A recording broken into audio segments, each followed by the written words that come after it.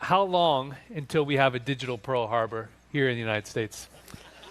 I think it's only a matter of when. There's three things that really concern me when I look at cyber from a threat perspective. Number one, it is only a matter of the when before someone uses cyber as a tool to do damage to critical infrastructure within our nation. I mean, I'm watching nation states, groups within some of that infrastructure. At the moment, it seems to be really focused on reconnaissance and attempting to understand the characteristics of the structure, but it's only a matter of time, I believe, until someone actually does something destructive.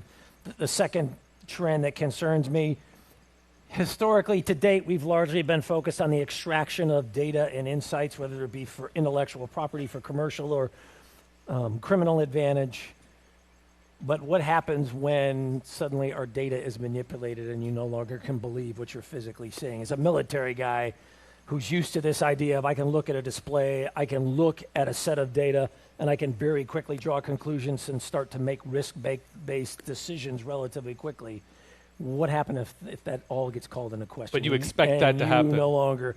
I believe it's going to happen. And then the third phenomenon, when I think about threats that concern me in the future, what happens when the non-state actor who literally has no interest in the status quo, take ISIL as an example, whose vision of the world is diametrically opposed to ours, whose vision of the role of individual and freedom and choice has no place in the world that they envision.